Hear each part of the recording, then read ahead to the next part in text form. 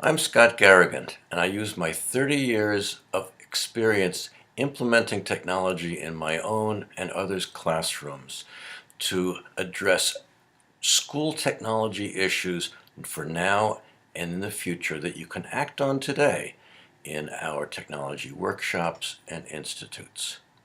So, will technology transform learning? Can it? A lot of people have said it could. Computers for every student will fundamentally transform education, or technology can become the wings that students will use to fly somewhere. When I think of transformation, maybe the metamorphosis of a caterpillar into a butterfly, I can see the outcome there. These comments are too general. I don't know how to implement them. Do you?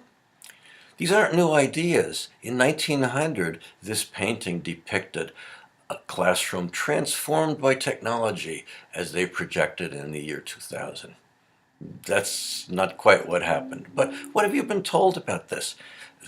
So, why do we need technology everywhere? Is it because it's the pen and paper of our time, or the lens through which we experience the world? Or maybe it's not about the technology, it's about sharing and communicating, building communities and culture. If I'm a math teacher, I don't know what that means. If I'm a social studies teacher, I don't know what that means. Now, we're not the first ones to try to do this and to wrestle with these issues. Business and industry have been trying to transform themselves for 4 decades. Over a 20-year period, U.S. businesses invested $1 trillion, and they wound up with essentially no improvement in efficiency or effectiveness for its knowledge workers. Teachers are knowledge workers. So in our workshops and institutes, we focus on 3 school technology challenges for now and the future that you can act on today. Specifics for how you get your new to technology using teachers beginning that process, how you take your technology friendly teachers and deepen their engagement, and how once both of these are on the road using technology, how you continue to support and expand that as technology changes. So the first group, maybe they're new teachers or they've resisted technology. They need fun, simple, effective technologies that have high impact on learning that they can use immediately. Maybe for practice, like even the ancient Math Blaster program was effective at practicing math facts, or simple internet research for making connections to build relevance and simple meaning, or something like the smartphone-based Google Cardboard to visualize distant lands or unfamiliar processes. So, tools to use tomorrow means a teacher can learn about the tool Monday night and begin using it Tuesday morning. By the end of Tuesday, she says, "This is cool, I'm going to do this again." Karen Cater's statement reflects this idea. If a product requires a chunk of time for professional development just to know how to use it, then it may not be well designed. That's right on the money for your new to technology using teachers. But it's just the opposite for your technology experienced teachers. The image shows Photoshop, the dominant program for artistic graphics and photo manipulation. It takes a lot of study to learn how to use that effectively. It's like learning an instrument or a foreign language. That's the kind of technology impact that we could want for our experienced technology using teachers, where the technology can be a partner in transforming learning. That word partner is important. In 1980, Seymour Papert says, "A computer is a tool for kids to think with. It's their thinking partner, their learning partner. It's not their slave, they're not its slave." Voevodsky, a noted mathematician, puts it well. He says, "For most people, a computer is a tool like a vacuum cleaner or electric toothbrush, but for him, it's a colleague, it's a partner. Neither one of them can do the task themselves." This is the way the real world works.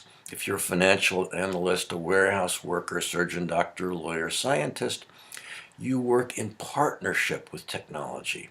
It doesn't tell you what to do, and you don't tell it what to do. You work together.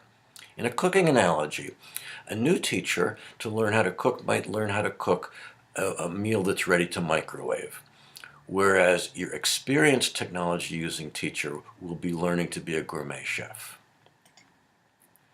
John C. Lee Brown's model of knowledge as an iceberg is illustrative here. The low-hanging fruit, the easy-to-address knowledge with simple technologies, is the tip of the iceberg. That's the stuff that kids are tested on.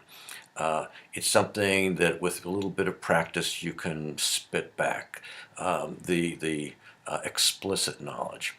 That knowledge never gets you a job.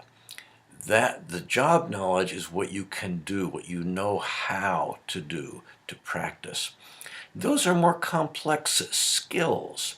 The skills to model 3D objects or worlds, the skill to analyze nanoscale operations of molecules or cells, the skill to model complexity through more variables than you can keep track of, or to model emergent phenomenon such as environmental issues.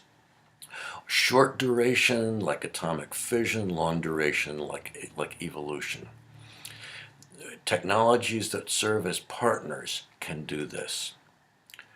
Once you're experienced and your new teachers are on the technology using road, how do you keep that up and have those teachers skill up?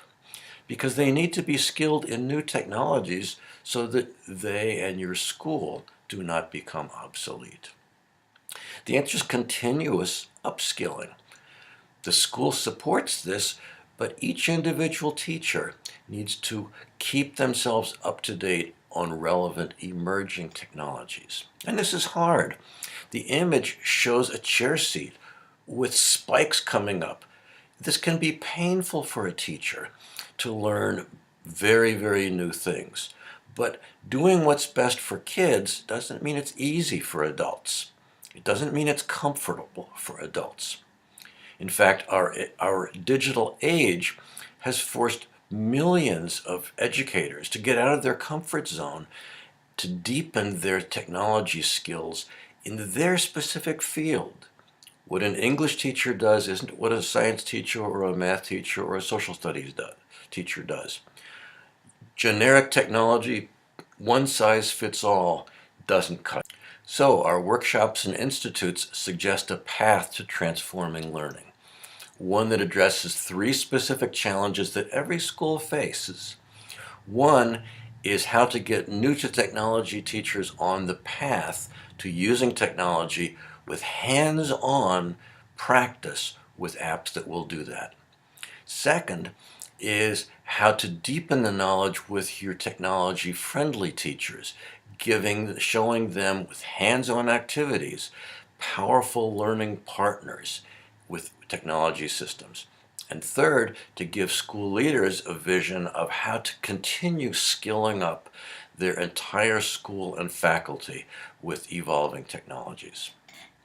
So, I would love to see you face to face at one of our next institutes or workshops.